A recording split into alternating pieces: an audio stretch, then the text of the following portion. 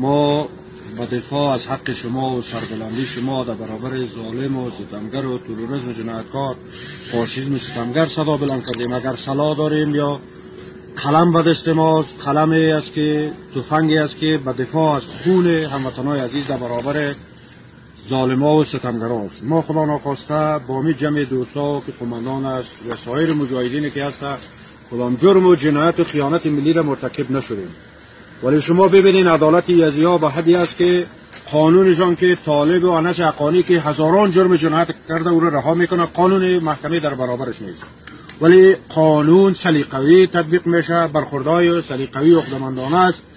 همگیش بالای همتبار و مجاهدین و مبارزین بالای رهروان قهرمان ملی است. شما دیدین که ما در هر موردی که ما پیشتر با قماندان یادآور شدیم که در این موارد ما از حق مردم خود ما دفاع کردیم.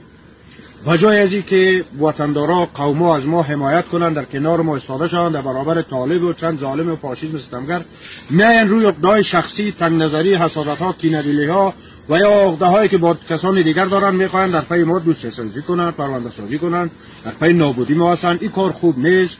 عزت و آبروی مردم پنجشیر عزت و آبروی خود ماست، عزت و آبروی مردم کشور ما عزت و آبروی خود ماست. ما تنها به یک ولایت و قریه و ولسوالی فکر نمی‌کنیم. این فکرای کوچک منطقه‌ای و قریه و چیزی در وجود افراد بی عزتی است که بسیار فکرشون کوچک است. ما به فکر سربلندی امت مسلمان هستیم. ولی بعضی دوستان مثل بیادر اینمی وطندارایی که مثل رئیس سالن‌والی من این گپا را دامن میزنن، خوب نیست. ما توان دفاع از حق خود داریم. او مردم گوسفندی صاحب قضیه نیست که بیادر تو هر چیزی بخوای به نام قانون تا پیش خود بان، قانون پیش هر وقتی گلبودین محکمه شد بچه‌ها به دار رفت، امثال هم سایر جنایتکار و انس حقانی ما هم میایم باز به اون محکمه عدالت باز میگیم که بگو مشکل چی است.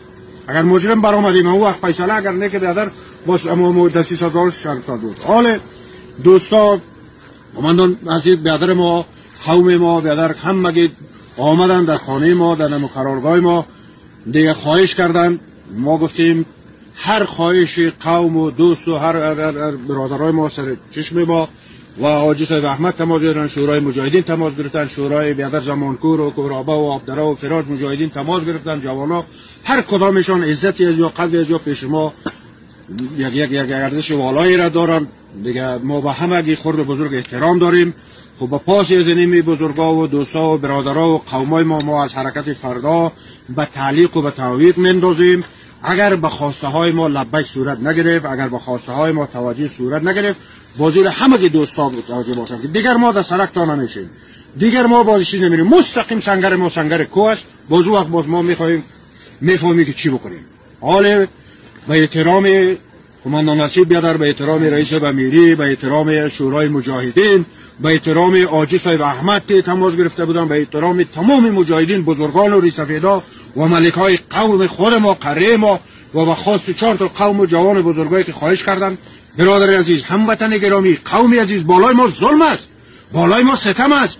بعضی ها عقده‌های شخصی دارن، بعضی ها میخواین سوء استفاده از صلاحیت و ماموریت وظیفه‌ای میان اینجا برخوردهای سلیقه‌ای سرکوبگرانه دارن. ما مجبور هستیم سلاح برداریم. اگر نه در پنجشیر چیز از ما سلاح نخواهیم مسلح باشیم.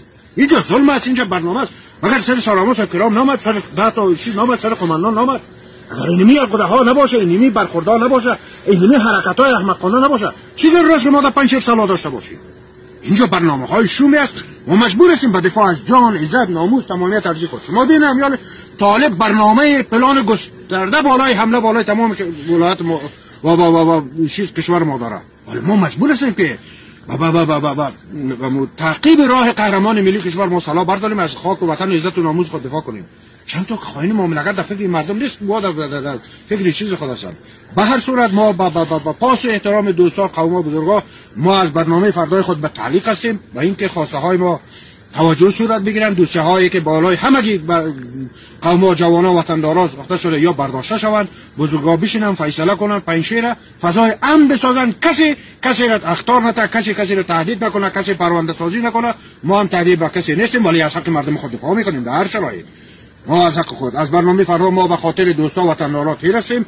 اینو با خواهش و به احترام همگی. دیگر اگر ظلم صورت گرفت آماده هر نوع دفاعی مشروع هستیم.